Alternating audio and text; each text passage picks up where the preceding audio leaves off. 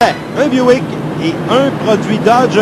Ciel dégagé, vent du nord-est à 12 km/h, température idéale pour cette épreuve de 100 tours de la Super Série Pro-Lab. Voilà, ça roule à l'autodrome Chicoutimi. Excellent départ pour la voiture numéro 14 de Daniel Guy, qui a pris la mesure de Carl Patry à l'accélération immédiatement à la sortie de la courbe numéro 4. En troisième position, on retrouve, est-ce que c'est la voiture de Junior Collard, la voiture numéro 37 qui est troisième? La courbe numéro 2. On est au 9e tour.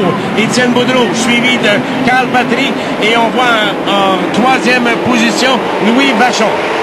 La voiture Choix FM 98 de Étienne Boudreau, également supportée par Bridgestone CTR, qui a repris le départ en première position. Carl Patry, la voiture 44.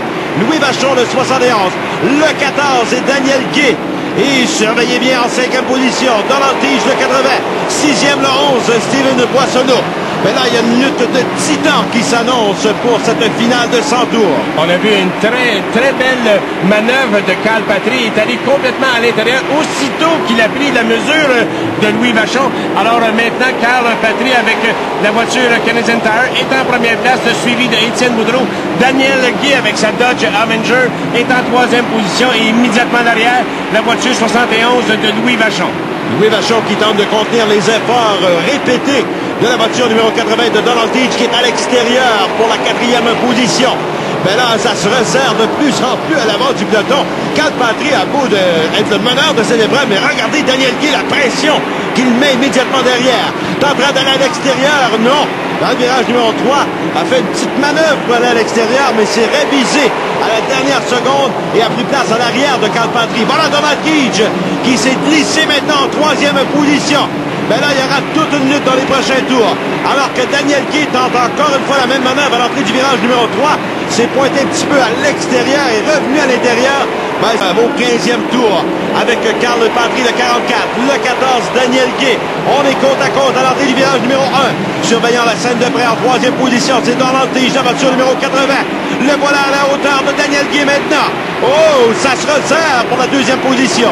Les 6 premières positions, Denis, on a un peloton de voitures qui s'échangent ses positions tour à tour. Alors, on voit immédiatement à l'arrière Donald Tige à l'arrière de Carl Patry. À l'extérieur, Daniel Guy va-t-il conserver l'extérieur? On est dans la courbe numéro 3. Il est côte à côte avec Carl Patry.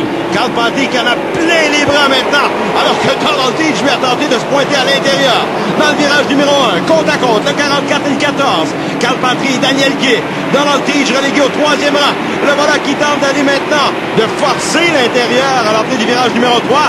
Mais Daniel Guy, de par l'extérieur, maintenant prend la position de commande. Il ne faut pas oublier, Denis, en quatrième position. De retour à l'autodrome Chicoutimi pour la 10e manche de la Super Série Pro-Lab dans le cadre de la série RDS motorisée Quaker State. On est prêt à relancer l'épreuve au 20e tour après le ralentissement. On a vu la voiture numéro 8 immobilisée de Danny Fortin. On relance l'épreuve maintenant avec en première position la voiture numéro 14 de Daniel Guy, suivi du 44 de Carl Patry et du 80 qui est en plein mouvement actuellement dans le virage numéro 3. C'est Donald Tige. Les deux voitures se sont touchées dans le virage numéro 4. Oh, Denis!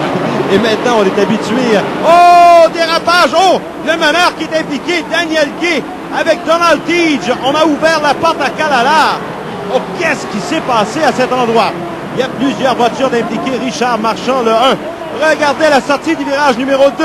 On est collé et, oh, soudainement, Daniel Guy qui a mis les freins. Il a vu, lui, des voitures en dérapage devant lui. Malheureusement, Donald Tige à l'arrière n'a pu éviter l'impact. Ça a entraîné les autres voitures. Louis Vachon qui a percuté l'arrière de Daniel Guy. Et Richard et à leurs partisans qui sont les champions dans cette série.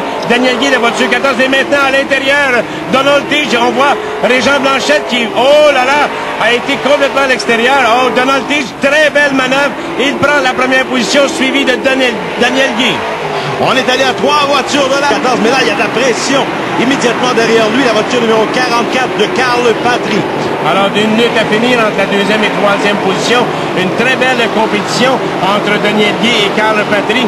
Carl Patry va-t-il tenter l'intérieur ou l'extérieur de cette piste d'un tiers de mille de l'autodrome de Chicoutimi? Ben, on se souviendra qu'en début d'épreuve, Daniel Guy avait devancé Patry par l'extérieur. C'est donc dire que Patry serait un petit peu plus lent que Daniel Guy, mais il peut... Oh! Accrochage sur le circuit pour Daniel Guy qui s'est retrouvé à l'extérieur du circuit alors qu'on relance l'épreuve avec seulement 2 tours à faire. Et on retrouve en deuxième position la voiture numéro 44 de Canadian Tire de Carl Patry. Va-t-il être capable de mettre de la pression sur la voiture de Donald Theetge? Et Gérard, à la surprise générale, Daniel Guy, on aurait pu penser qu'il y avait des problèmes de moteur.